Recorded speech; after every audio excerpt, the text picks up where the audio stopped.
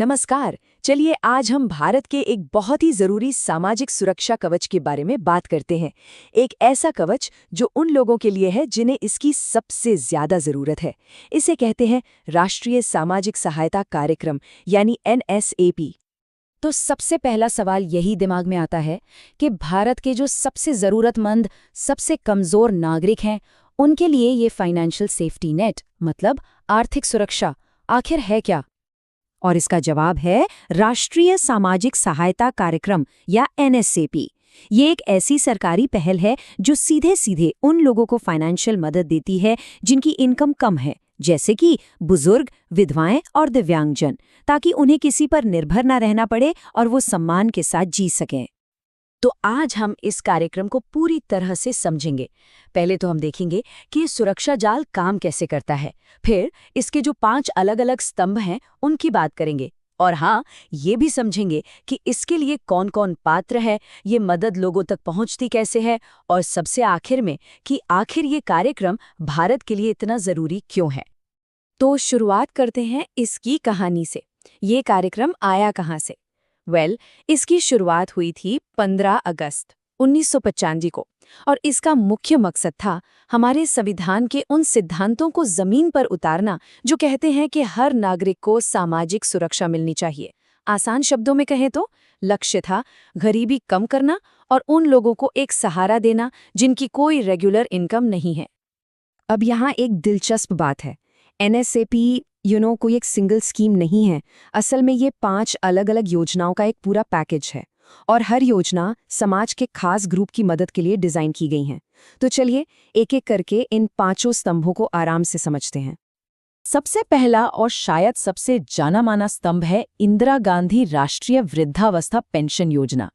ये सीधे-सीधे हमारे देश के बुजुर्ग नागरिकों को आर्थिक सहारा देती है। तो इसका फायदा मिलता किसे है? ये उन लोगों के लिए है जो BPL यानी गरीबी रेखा से नीचे के परिवारों से हैं और उनकी उम्र 60 साल या उससे ज्यादा है। केंद्र सरकार 60 से 79 साल की उम्र वालों को हर महीने करीब 200 रुपए और 80 साल से ऊपर वालों को 500 रुपए देती है।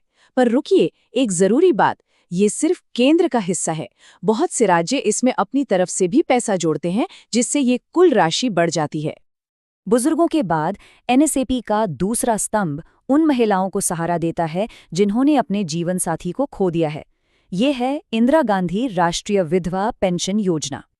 ये योजना BPL परिवारों के 40 से 79 साल की विधवाओं को हर महीने लगभग 300 रुपए की पेंशन देती है, और हाँ, 80 साल की उम्र पार करने पर ये राशि बढ़कर वृद्धावस्था पेंशन के बराबर हो सकती है। कार्यक्रम का तीसरा स्तंभ उन लोगों को हिम्मत देता है जो गंभीर विकलांगता का सामना कर रहे हैं। इसका नाम है इंदिरा गांधी राष्ट्रीय विकलांगता पेंशन योजना। इसके लिए शर्त यह है कि व्यक्ति BPL परिवार से हो, उम्र 18 साल से ज्यादा हो और उनमें 80% या उससे ज्यादा की गंभीर विकलांगता हो। इस योजना में भी हर महीने करीब 300 रुपए की मदद मिलती है, जो बाद में बढ़कर 500 रुपए तक हो सकती है।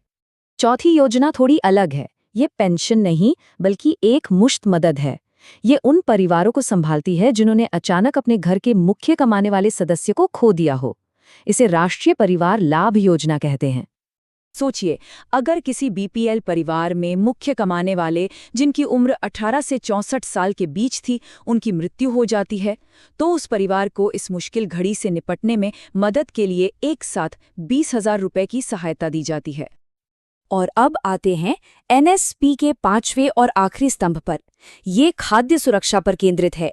इसका नाम है अन्नपूर्णा योजना। ये योजना आप कह सकते हैं कि एक तरह का बैकअप है। ये उन बुजुर्ग BPL नागरिकों के लिए है जो किसी भी वजह से वृद्धावस्था पेंशन योजना के दायरे में नहीं आ पाते।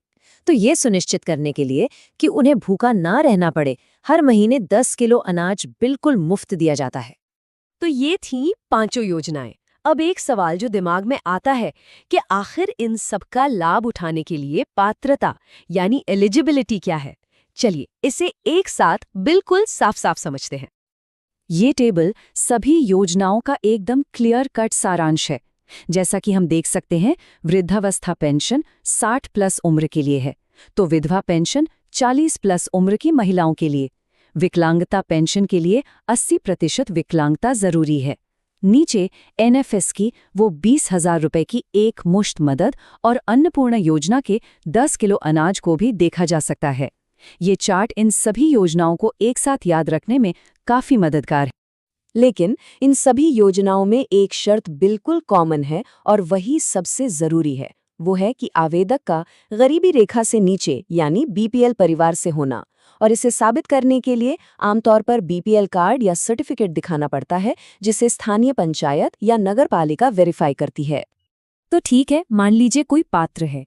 अब अगला सवाल ये है कि ये मदद उन तक असल में पहुंचती कैसे है, इसका पूरा प्रोसेस क्या है, आइए देखते हैं।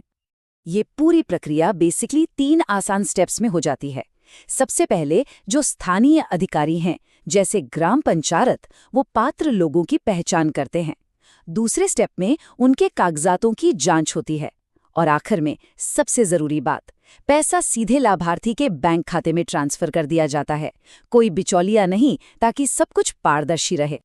ओके, तो हमने योजना समझ ली, प्रक्रिया भी जान ली, पर अब सबसे बड़ा सवाल, आखिर ये कार्यक्रम भारत के लिए इतना जरूरी क्यों है? इसकी ऐसी क्या अहमियत है? देखिए, इसका असर जमीनी स्तर पर बहुत गहरा है। ये उन लोगों को आर्थिक सहारा देता है जो शायद कमा नहीं सकते। ये बुढ़ापे, विधवापन या विकलांगता में मिलने वाली अनिश्चितता को कम करता है। सच कहें तो ये भारत के लाखों परिवारों के लिए एक जीवन रक्षक सुरक्षा कवच है। और आखिर में एक सवाल छोड़ जाते हैं। जैसे जैसे हमारा समाज बदल रहा है, भविष्य की नई चुनौतियों के लिए किसी भी देश के सामाजिक सुरक्षा कवच को कैसे बदलना होगा, इस पर